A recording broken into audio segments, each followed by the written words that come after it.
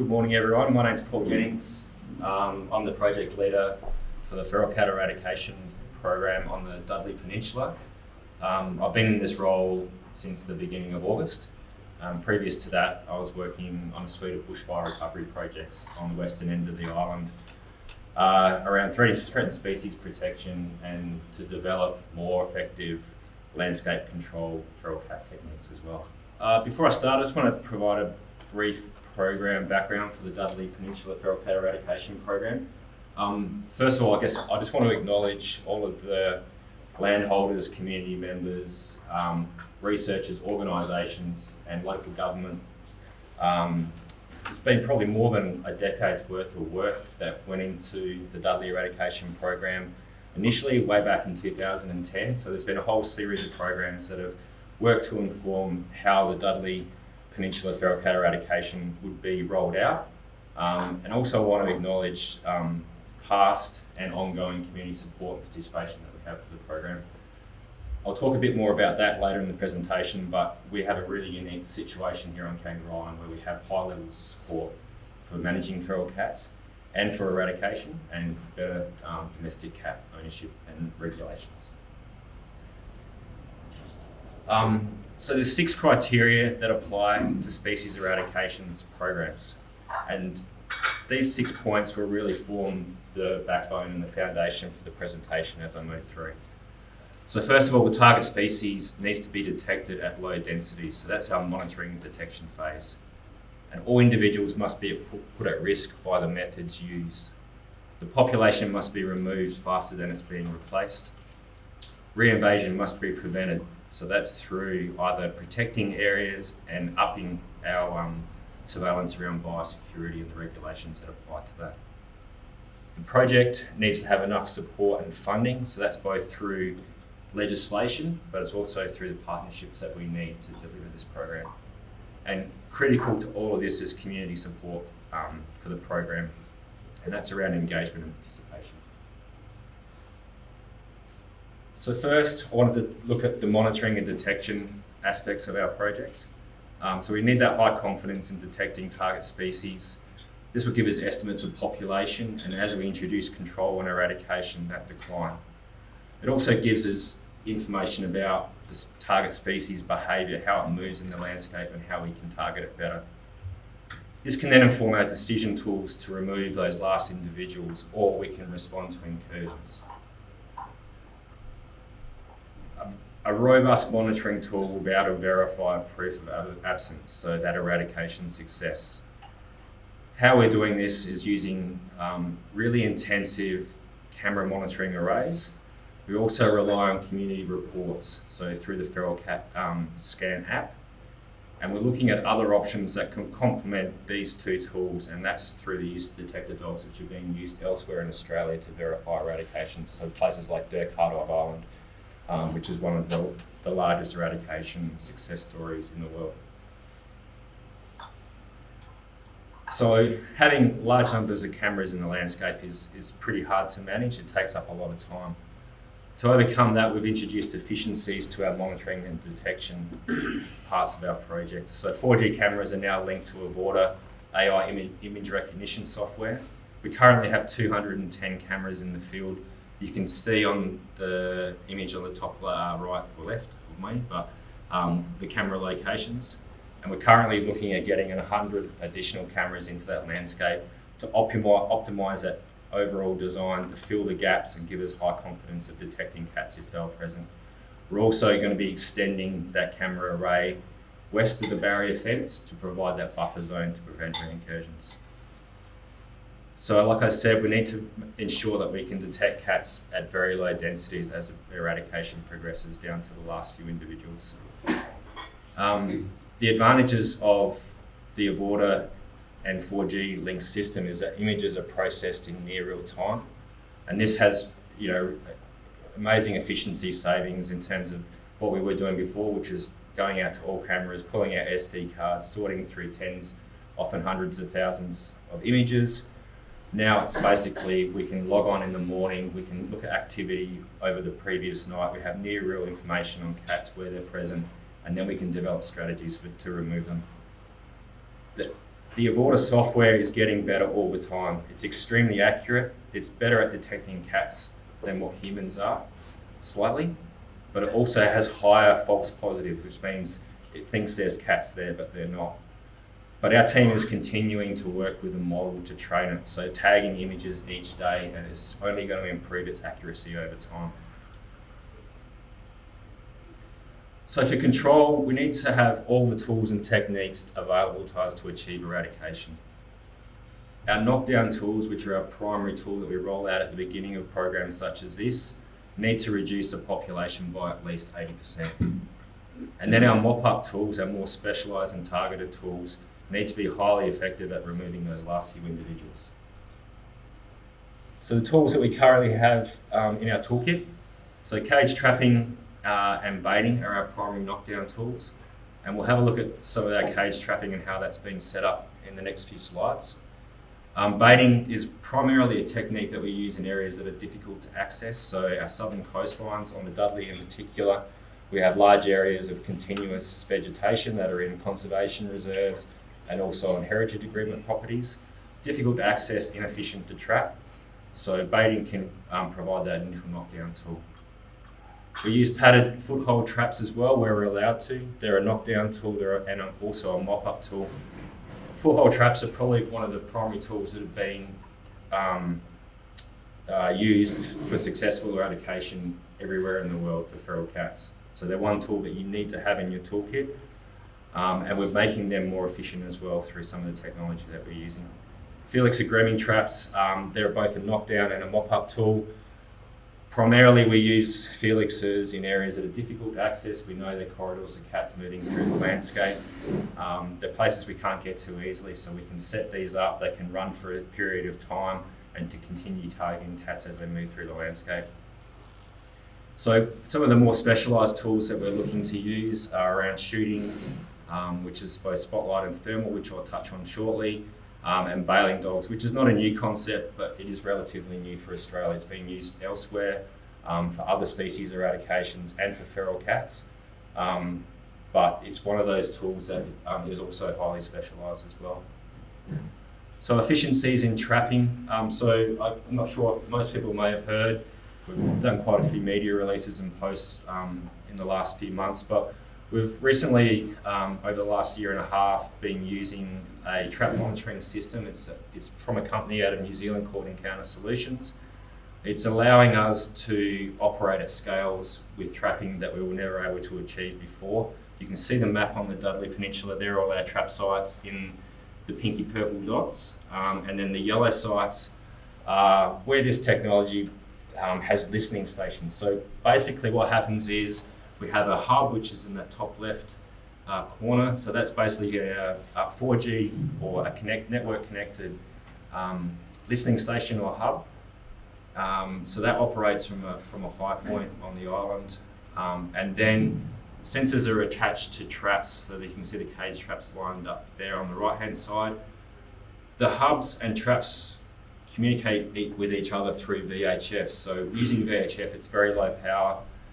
It's relatively cheap to run, but it also operates over very large distances in the landscape. So VHF, we recently had the company were over visiting, and they were helping set up a similar system on York Peninsula, and they were carrying one of those sensors, and they programmed it to talk to a nearby hub, and it picked up a hub on Chapel Road. So you can sort of start to appreciate the distances and scales that these things work. Kangaroo Island has presented a few challenges around rolling this technology out. We don't have the mountainous country that New Zealand has. Where Chantel's standing there is on a mound of dirt in the middle of a paddock on the west end of the island, which is one of the highest points on the island. So this is the sort of country that we're working with. We've also had some challenges around installing this technology on the Dudley Peninsula because that northeast corner of Penishore, a lot of infrastructure comes into the island there. We've got power being generated, desal, lots of radio towers, which creates a lot of noise in the landscape, interrupts VHF signals. So we've had to put a lot more of these listening stations in that can talk to our trap network just to ensure that we're covering all the area effectively. What we found is that this technology has proven 100% reliable. So when a trap is triggered, we get the message in near real time. So we're not running the risk of missing trapped animals, which is obviously, in terms of animal ethics, is highly important and critical. But what it has done is allowed our team to become so much more efficient. So in the staff, we've been running trap networks of a couple hundred traps. They've taken 3 or 4 people to run. We're now down to having one person run that trap network. So it's a 70% efficiency saving. So by reducing our staff inputs into trapping, we're able to focus on other control tools as part of that mop-up phase of this project. This has also provided opportunities for community participation, which I'll touch on shortly.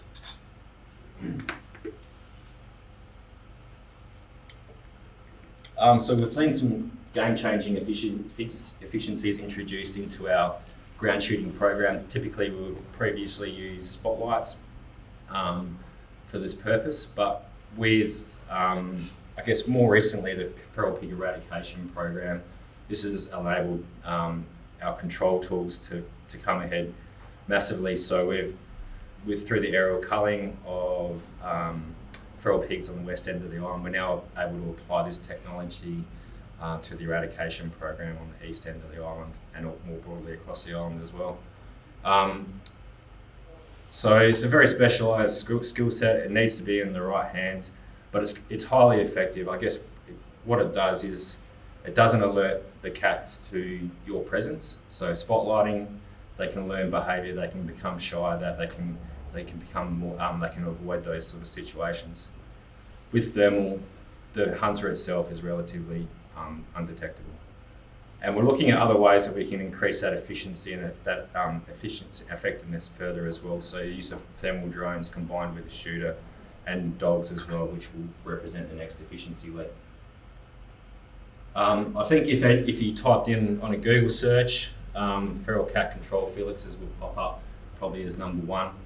I think most people are quite aware of how these things work. So they rely on a sensor array, which then to be activated to identify a target. So the bottom right image is the sensor array. So there's a top and bottom sensor and a left and right. And as an animal or a target moves past that, how those sensors are activated will determine whether it's a target or an off target. It then fires, if it's identified as a target, fires a measured dose of 1080 gel under the cat's flank, which is then groomed and ingested. We've been using these machines for quite a few years now. There was some early trials that were done to inform the eradication project. There's still, I think, some improvements that need to be made. We've been having some hardware and software issues with these machines. Unfortunately, they're not consistent between all machines, so each machine seems to have its own set of challenges. But the recent integration of AI has vastly improved the target recognition and off-target avoidance. So that's been a massive leap recently as well. So I guess we see the Felix as being really important for the eradication project to continue accessing those really hard and remote areas to access, but also there could be opportunities to use them at the barrier fence on the Dudley Isthmus as well. So the exclusion fence was installed in 2019-2020. It separates the Dudley Peninsula from the remainder of the island. It allows us to work across the Dudley and provide some level of defence as that eradication program continues. So it has been a drawn-out process. There's been 5 years, I guess, it took to have this fence built. There were several different alignments. And despite its position, there's still some pros and cons and some challenges that we need to overcome, primarily around where the fence intersects Hog Bay Road and a second opening near Pelican Lagoon. So there's future plans to trial other physical barriers, which is some more complex fencing and looking at audio and visual deterrence informed by AI cameras that can detect cats at distance and then apply deterrence when those cats are detected to turn them back the other way. Some of the enablers and barriers to our program. An enabler has been the local bylaws. So Kangaroo Island Council back in 2005 were one of 6 councils across South Australia to adopt some of the most stringent cat containment and domestic cat ownership laws in Australia. So this was a real positive and progressive change in response to community perceptions and appetite to better manage domestic cats and the impacts that they have on our native wildlife. So the KI Council Animal Management Act or Plan is currently in review, and we're in conversations with the KI Council to inform future domestic cat ownership. Another enabler has been community support. The high level of support represents a unique opportunity. It's unprecedented anywhere else in Australia in terms of the level of support that we have for feral cat eradication and cat containment and better domestic cat management. State legislation has represented barriers. It's around the acts that we use to apply our control tools, where we can use them. It presents challenges for programs like ours. We need to have all of those tools available to us to make these programs a success, and we're actively working in this space. A challenge, I guess, is capacity for compliance. So, ideally we'd like to see voluntary compliance around domestic cat ownership, but there's also, I guess, a responsibility of lead agencies and how we can share, the ability to for compliance against bylaws and other legislation to reach a common vision and target.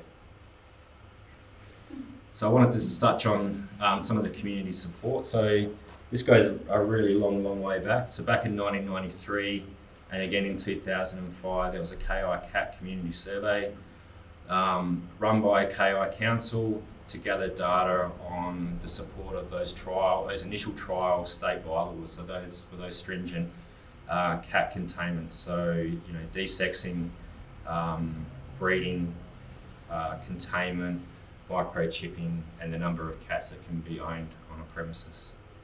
So in 2015, the KI Community Cat Survey was run again, and that was really as the conversations were ramping up around this feral cat eradication program, and it found that 95% of the community were in support of eradication. Then again in 2021, our program really kick-started, and it was well received on the Dudley Peninsula, with 99% of landholders allowing access to properties to contribute to this program. And what we've also found recently in the west end of the island as part of the fire recovery work, that this level of support is even higher than that. In 2023, we ran a survey again, just to gauge how community support had changed over time. Has remained very consistent. So 96% of support by community for cat eradications. What we also found was that a high level of awareness on the environmental, economic and health impacts of feral cats.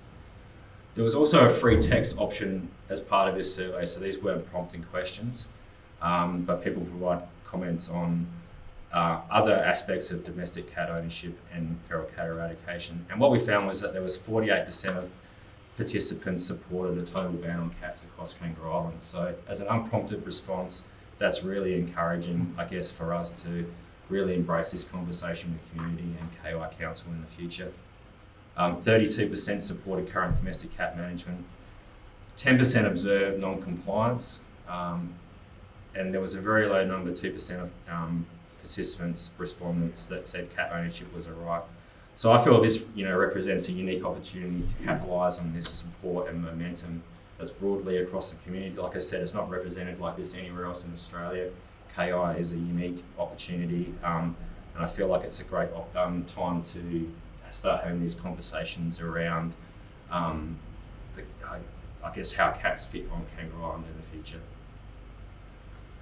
Community participation has been growing each year. We've been running winter trapping programs. We've also been doing a whole lot of work out west as part of fire recovery in terms of accessing property. But there seems to be a greater interest from landholders to now be actively involved. We've been supporting by loaning traps to community members. KI Council support community trapping under the provisions of the Dog and Cat Management Act. And this has been a really close area of collaboration between the board and the council. What we've been looking at and have been trialling this year, and we'll be looking at in the future, is more coordinated landscape control programs across the Dudley and West to deliver effective landscape scale control of feral cats. An example of this is the recent community program at Stokes Bay. So this was funding through AgKI and Livestock SA. It recognised that primary producers were interested in managing feral cats. They realised that post-fire, cats had become a big issue. They were very prominent in the landscape, and they were concerned about the impacts they were having not only to the biodiversity on their properties, but also to livestock production as well. This project was run in May 2023. We worked with 19 landholders to deliver a program over 8 weeks. And as part of this, we wanted to introduce the new technology into the project and see what landholder uptake we would get. This is really positive. We had landholders, you can see the map on the bottom right-hand corner. They're the traps that we've been using. So it was a combination of roadside trapping and trapping on primary producer on landholders' properties as well. What we've found is from our programs is that roadside trapping is extremely effective, particularly at high density. Cats are moving in the landscape, they're using features, vegetation corridors, culverts, dams, and moving across these road networks frequently. But the cats that we can't access are the ones that live in and around farm infrastructure, shedding, things like that. So working with landholders, we can basically provide comprehensive land scale coverage and reduce cats quickly as well. So we worked across 20,000 hectares. We managed nearly 200 traps, achieved together over 13,000 trap nights, and removed 259 feral cats. And we've just received some further funding to look at growing this program next year as well, which is really exciting. And we're looking forward to working with more landholders over larger parts of the island. So making the most of our support and success, like I mentioned, we've got extremely high levels of community support and participation. We really need to take advantage of that over the next few years and continue building on the successes that we've already achieved. We need to actively involve community groups and sectors they represent, which is critical to success. We can't do it without everybody, all the landholders being on board. We need to ensure that we're comprehensively covering the landscape.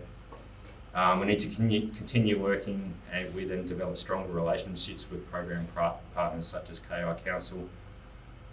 We need to be actively involved and seek opportunities to influence changes in legislation and remove barriers for effective cat management, which is currently presenting some challenges.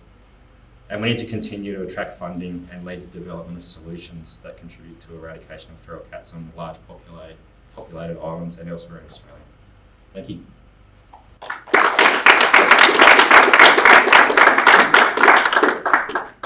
I'm Joe Sullivan. I manage the Sustainable Landscapes Program Board.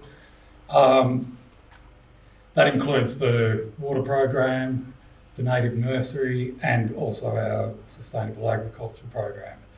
And today, Cass and I are just going to be presenting some of the highlights sort of the last 3 years or so of the SusAg program. One of the larger projects we've delivered over the last 3 years is the Building Resilient Agriculture Systems on KI project. That's been funded through the National Land Care Program, which is an Australian government funding program. And its primary aim was to increase awareness and adoption of practices that will improve and protect the condition of our soils, biodiversity and vegetation. Throughout the project, we've covered a lot of sort of approaches. These included approaches to sustainable agriculture, increasing soil health, integrated pest management, grazing management, natural sequence farming, which I won't talk about after this. That's really, it's a strategy that's kind of aimed at slowing water up in the landscape and I guess holding it in the soils and within the creeks. We also had a number of weather nights, or sort of nights where we had Darren Ray, who's a climatologist, come over and present both sort of short-term and long-term weather forecasts, and also talked about climate change projections and what that means for the island as well.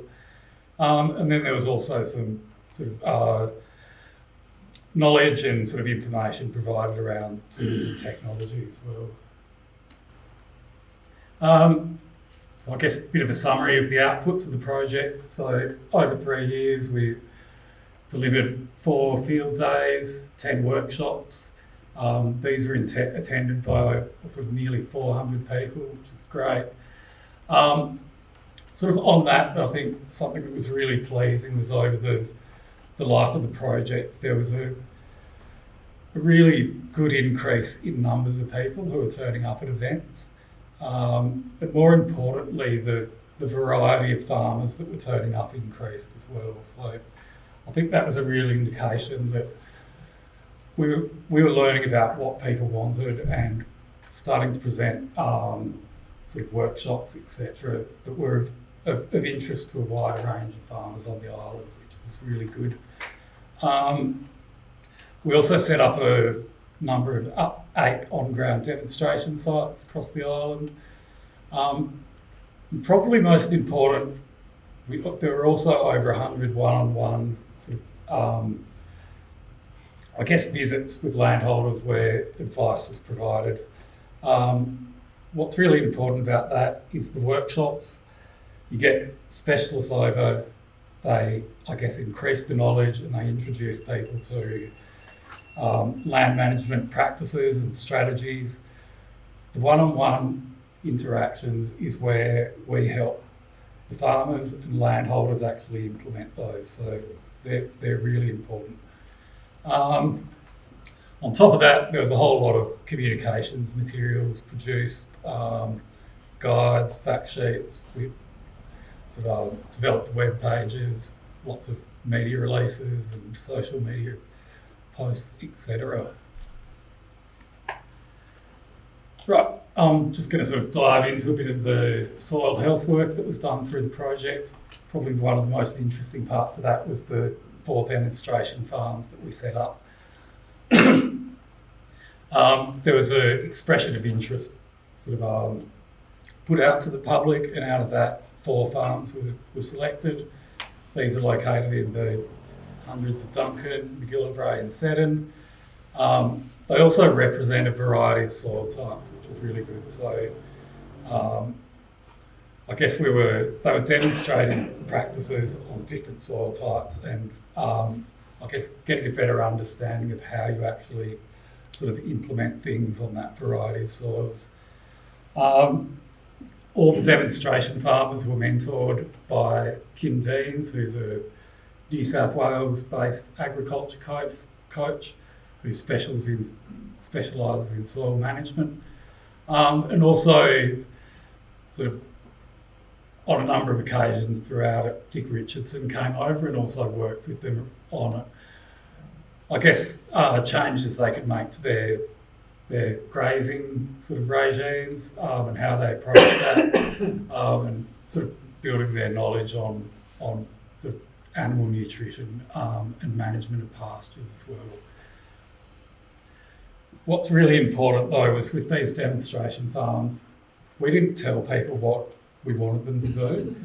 It was really about them telling us about what they wanted to do on their property, the sorts of things they were interested in, and then our staff supporting them to, I guess, achieve those goals that they were looking for. I will point out though that so while the farmers were doing a range of different things and in different ways, they did all implement or sort of establish perennial pastures as part of the demonstration sites. They all reduced or totally stopped chemical inputs on their properties, and they also all altered their approach to grazing in some way. So to sort of understand what the benefits that were being achieved through these demonstrations, we did set up a sort of a soil monitoring program which ran across the life of the life of the project that will be ongoing. Transects and photo points were set up. Visual soil assessments were undertaken every spring and autumn throughout every year of the project. This included sort of assessment of pasture species, both weeds and sort of the good ones, and also abundance of those species. There were leaf sap measurements taken, water infiltration rates were measured, soil compaction, temperature, and also the weather at that time was also noted as well. Comprehensive soil testing was done at the beginning before the demonstrations had started, and then at the very end as well. And they included microbiology testing, and also chemical and mineral sort of testing as well. That's just some photos of the monitoring done there. So there's transect, that little one in the middle with the red thing. That's measuring the water infiltration, soil temperature, and then looking at the pasture composition. Now into the results. So the visual soil analysis scores improved at all sites over the life of the project. So the sites are listed across the top, and the years of monitoring sort of are coming down. So you can see by the numbers there was an improvement at all sites. Key microorganism groups also increased at most sites. This is sort of flipped around, time is going across that way, and the sites are down here, and then that's the various microorganism groups that were being monitored. The total mass of microorganisms also increased at most sites. I think there was one where it didn't, just down the end. It increased quite significantly at some of those sites, almost doubling, or more than doubling at some sites, which was an excellent result as well. And then the final one was, this is an assessment of biological factors that are important for soil processes. And again, they improved at most sites as well. Right. So that's kind of the numbers, but the visuals also tell the story, I think, as well. So this is one of the grey sandy soil sites. You've got your photo of the soils in 2020, and then sort of again in 2022. I'm not a soil expert, but I think it's really clear to see that sort of the soil has become less compacted over that time. There's also a really good change in colour. It's a lot darker. And the sort of less compaction means that there's actually deeper roots as well that you can sort of see through there. There'd be more air in that soil, etc., etc. Here's another before and after on some ironstone soils as well, showing really good changes. Now I'm going to hand over to Cass, who's going to talk a bit about her soil extension work she's been doing. Hi everyone. Just wanted to start off saying that sustainable ag is a priority of the strategic plan for the Kangaroo Island Landscape Board. And what sustainable agriculture means is a very complicated topic, which we won't get into in the next 5 minutes. But we know what's good for the land is also good for the farmer. So we look at soil as being paramount for sustainable agriculture. And what is good for one farm to build healthy soil is not necessarily going to work in another. So each farm is individual. All the factors, there's multiple factors that influence soil health, and they all differ on each property. So what makes good extension practice is taking each farm as an individual property and looking at those factors and then improving that with the landholder.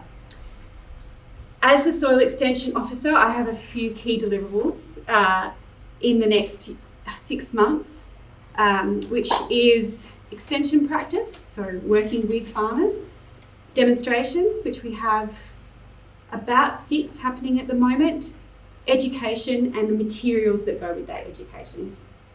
So education could be experts coming over and materials being written or visual materials to support that knowledge sharing. And I'll just get into the demonstration sites that we've been working on for the last year and a bit. So I first started working with Bay of Shoals as a RALF, a regional agricultural land care facilitator, and we started with the Eco Vineyards project, and through that they started having an interest in soils, and they were really keen to improve their soils because through pits and more pits, we found out that there was issues happening with their soils at a lower level. So traditionally, a lot of people often only look at the first 10 to 15 centimetres of soil, and we know now that what happens beneath affects the top. So roots can travel down metres, so we no longer just look at the top 15 centimetres.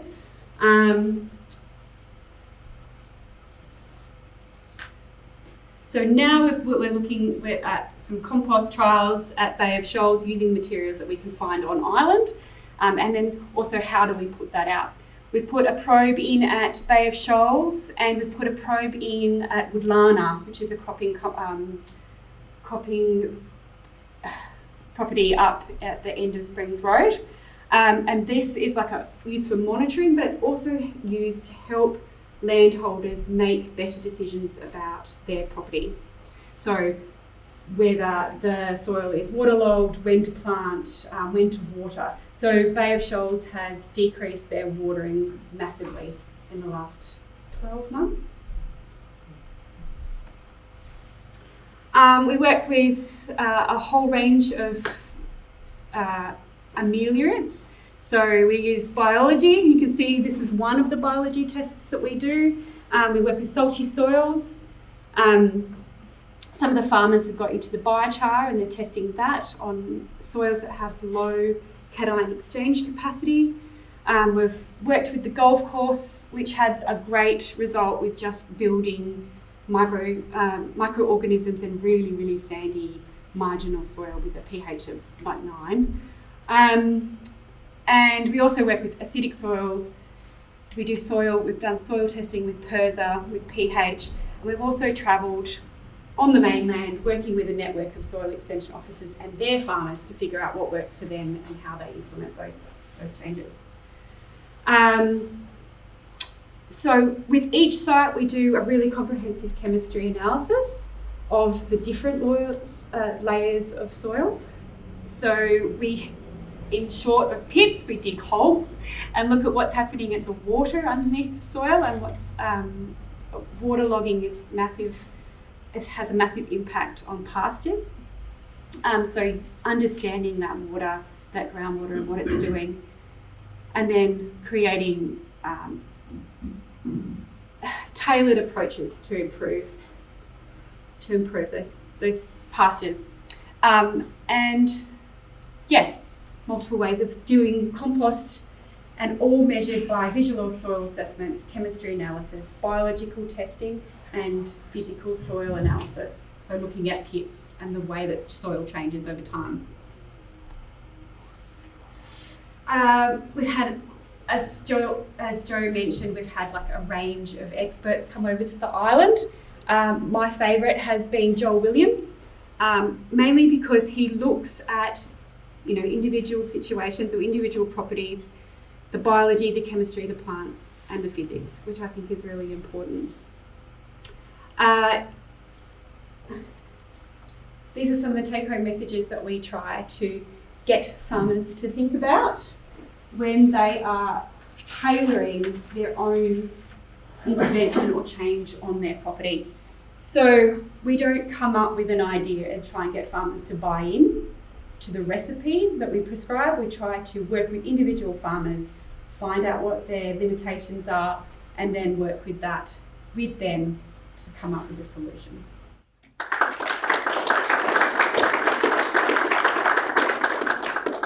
Sustainable ag for me is one of the parts of what the Landscape Board does that I'm most interested and passionate about, and I know very much for our chair, that's also the case. I'd say it's also one of the harder things to talk about actually in a community event, because the funding that we're talking about here is federal government funding, and it's directed and told to be about soils in this case. But nothing is just about soils, it's about farming systems, and nothing is black and white. And as Cass has tried to explain, we work with farmers based on what they're looking to achieve. And we use the funding sources that we get as flexibly as we can to deliver against that. One of the things that Joe put up in his slide in and around the Resilient Agriculture project was that all farmers had adopted a lower input chemical system, or in fact cut chemicals out. That could be interpreted as, oh, that's where the landscape board are. That's the priority.